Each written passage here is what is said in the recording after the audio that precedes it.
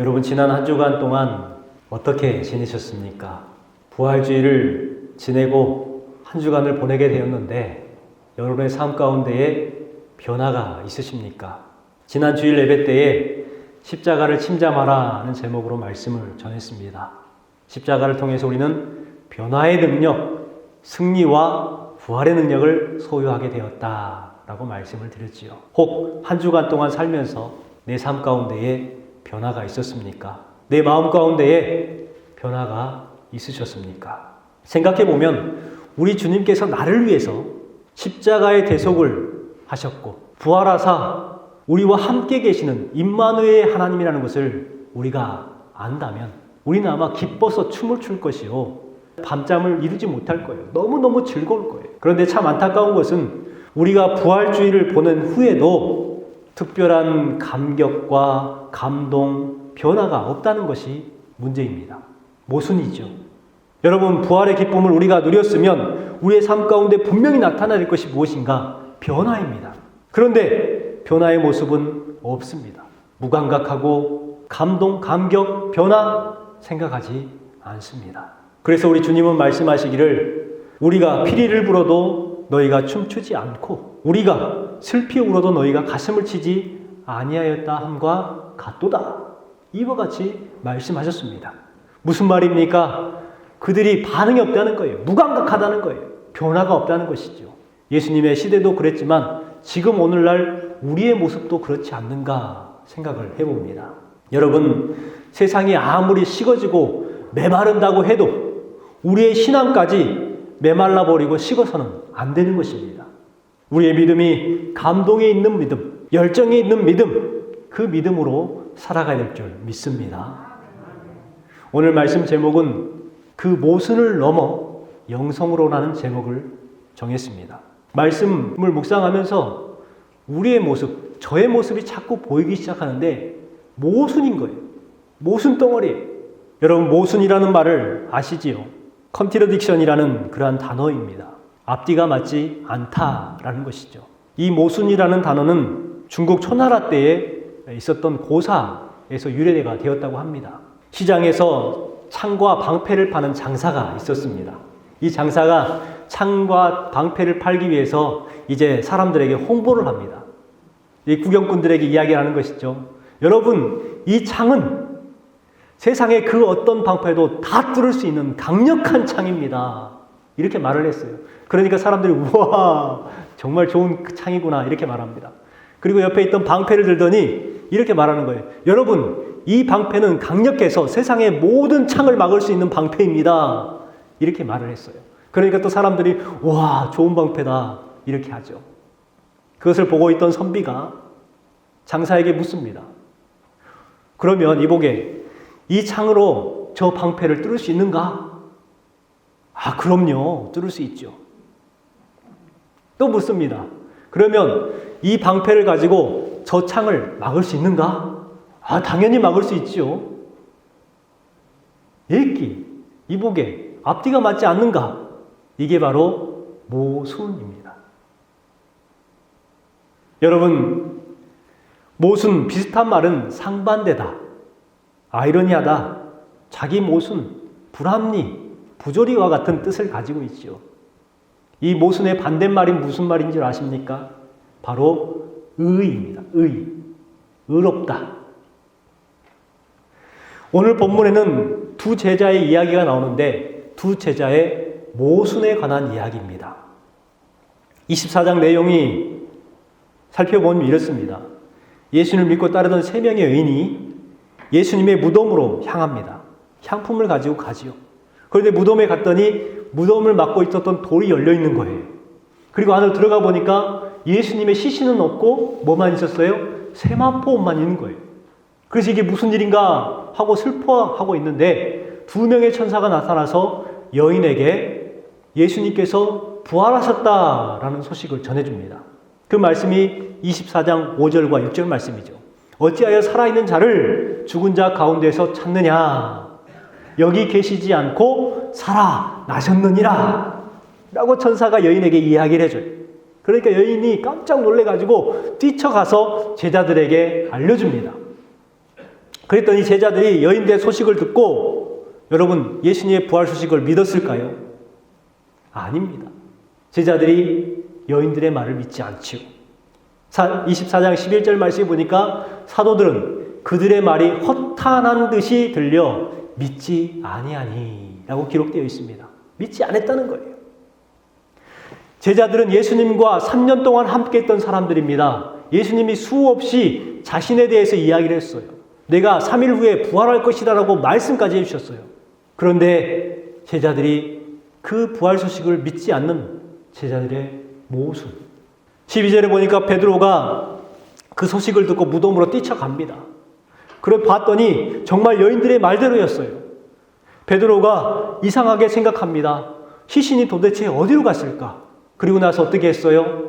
베드로가 그 된 일을 놀랍게 여기며 집으로 돌아가니라.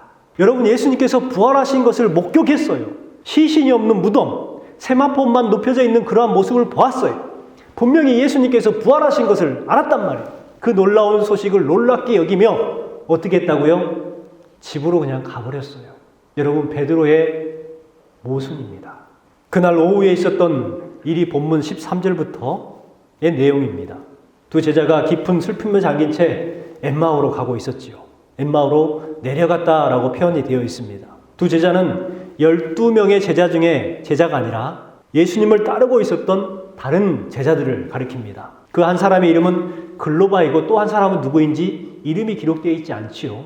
어떤 학자들은 나다니엘이 될 것이다 라고 말을 하기도 하고 또 어떤 사람들은 시므온 또 어떤 분들은 글로바의 아내나 아들일 것이다 라고 추론을 합니다만은 정답은 없습니다. 누군지 몰라요.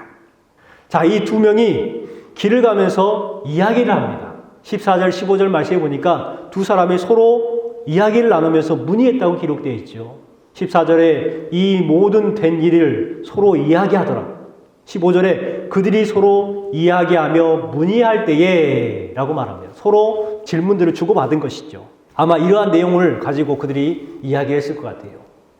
자네, 여인들이 하는 말을 믿는가?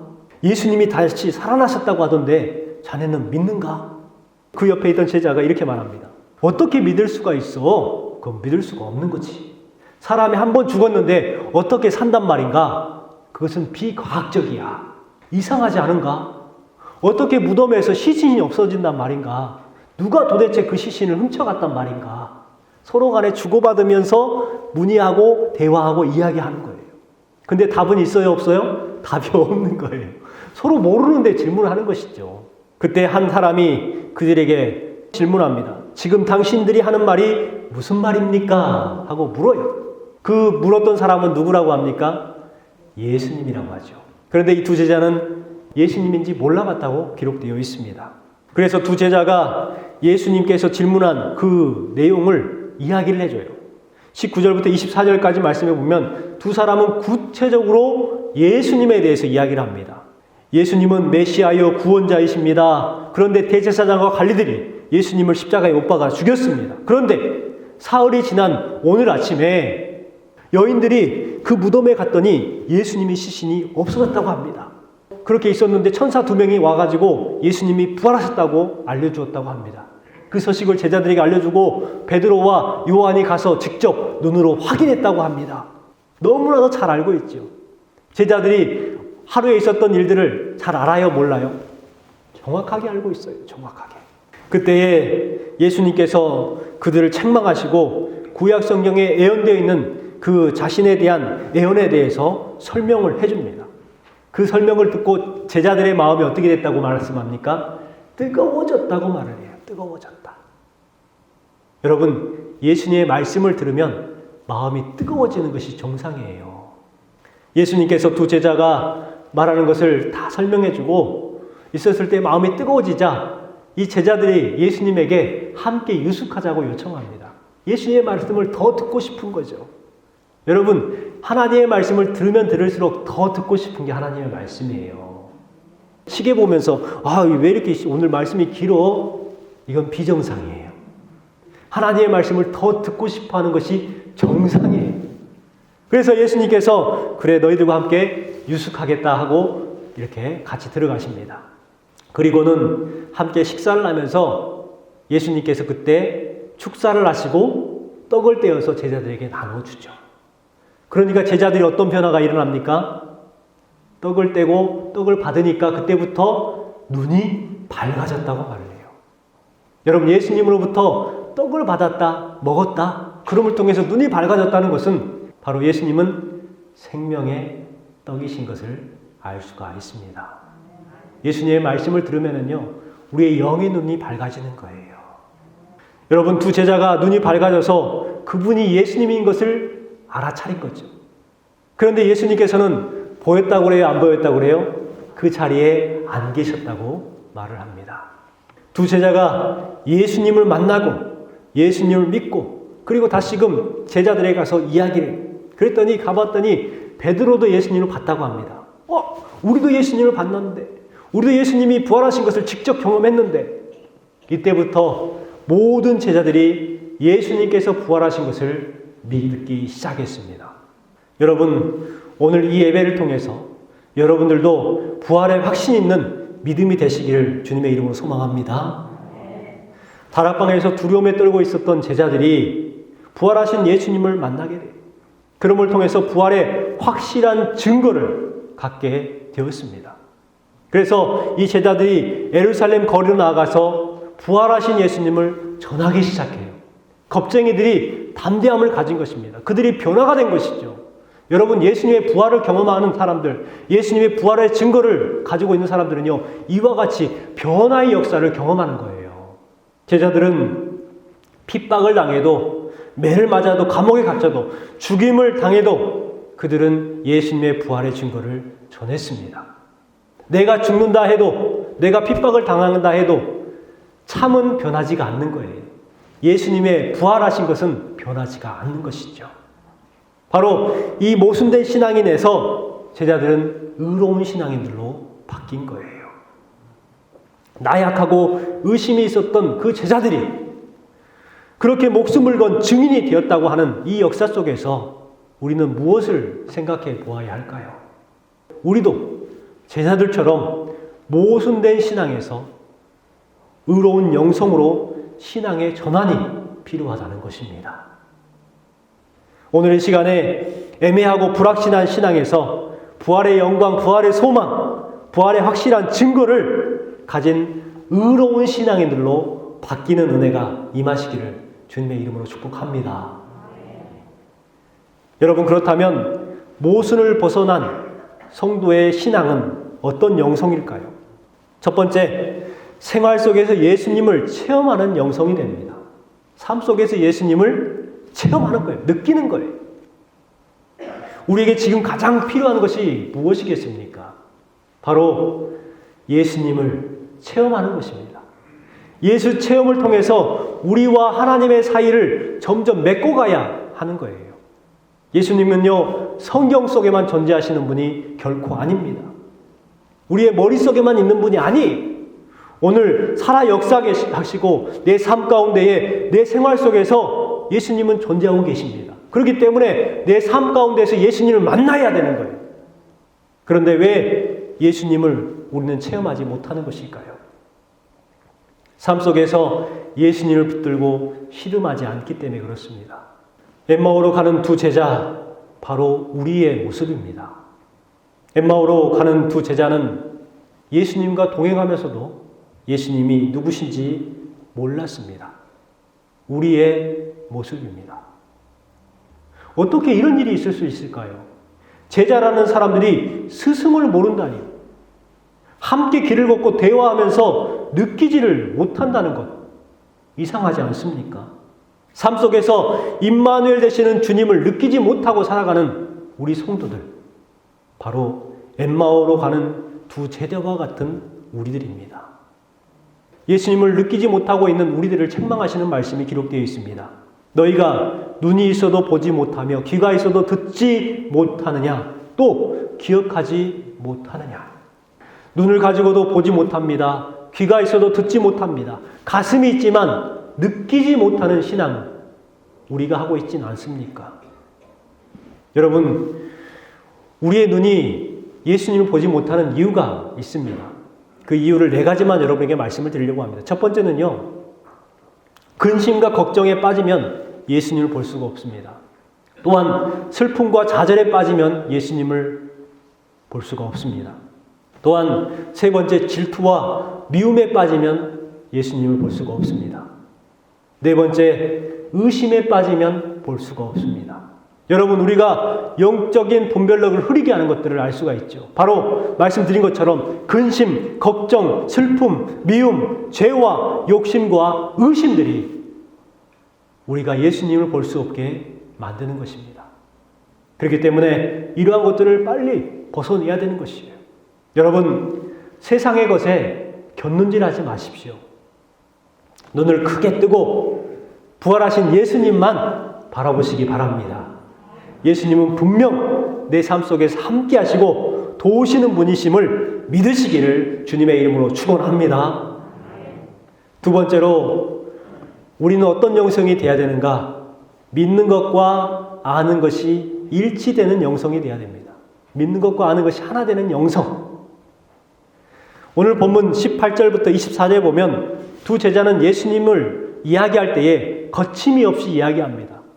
틀림없이 정확하게 이야기를 합니다. 예수님께서 죽으셨고 부활하셨다는 내용을 잘 알고 있었고 설명하고 있습니다. 그런데 여러분, 여기에서 우리는 이상한 것을 발견하게 됩니다.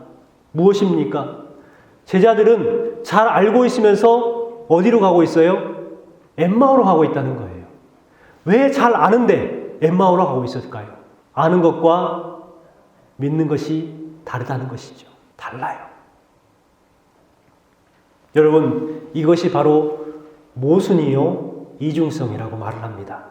머리로는 예수님에 대해서 잘 알고 입으로는 예수님을 잘 말하지만 그들의 발은 어디로 행하고 있느냐? 바로 엠마오로 향하고 있다는 모순성.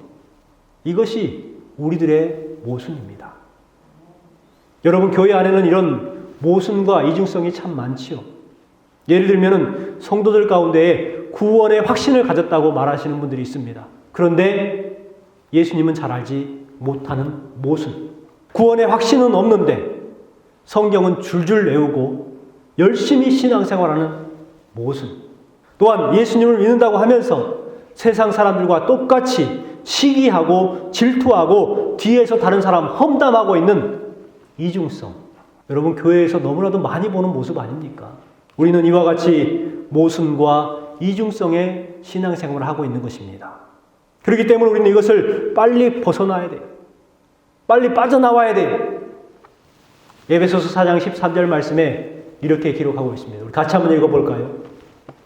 우리가 다 하나님의 아들을 믿는 것과 아는 일에 하나가 되어 온전한 사람을 이루어 그리스도의 장성한 분량이 충만한 데까지 이르리니. 아멘. 여러분, 주님께서 말씀하십니다. 믿는 것과 아는 일에 하나가 되라고 말씀합니다. 여러분의 믿음이 믿는 것과 아는 것이 하나 되는, 일치되는 믿음이 되시기를 주님의 이름으로 소망합니다. 마지막으로 세 번째, 꺼지지 않는 열정의 영성이 우리에게 필요합니다. 본문 32절에 보니까 예수님의 말씀을 듣고 나서 이 제자들의 마음이 뜨거워졌다라고 기록합니다. 32절입니다. 같이 읽겠습니다. 그들이 서로 말하되 길에서 우리에게 말씀하시고 우리에게 성경을 풀어주실 때에 우리 속에 마음이 뜨겁지 아니하더냐. 마음이 뜨거워졌다는 거예요. 여러분, 우리 신앙에는 열정, 뜨거움이 있어야 합니다. 예수님을 믿는 사람들은 마음이 뜨거워져야 돼요. 또한 구원에 감격이 있는 사람들은 열정이 있어야 돼요. 성령 충만한 사람들은 뜨거워져야 돼요. 예수 그리스도를 사랑한다면 그 사랑에 뜨거워져야 돼요. 뿐만 아니라 주님께서 주신 사명이 있다면 열정의 삶을 살아가야 하는 것입니다. 짓불처럼 순간 뜨거웠다가 식어버리고 나도 한때는 뜨거웠던 적이 있었다라고 말하는 것, 여러분, 그거 잘못된 신앙입니다.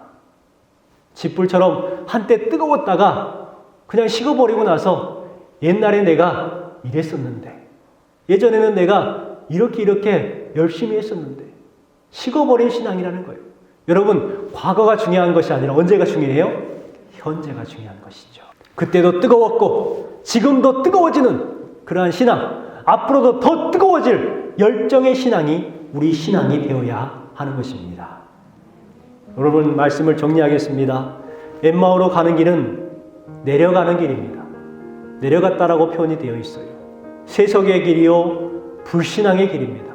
그런데 예루살렘으로 가는 길은 올라가는 길이라고 말을 합니다. 올라가는 것 참 힘들지요. 하지만 그 길이 신앙의 길이요 주님이 뜻하신 길이요 소망의 길입니다. 우리는 엠마오로 가는 것이 아니라 예루살렘으로 나아가는 신앙생활을 해야 합니다. 여러분, 예루살렘으로 나아가는 신앙생활을 하기 위해서는 어떻게 해야 됩니까? 생활 속에서 예수님을 체험해야 됩니다. 또한 믿는 것과 아는 것이 하나가 되어야 됩니다. 뿐만 아니라 꺼지지 않는 열정의 신앙, 바로 이 신앙이 필요합니다.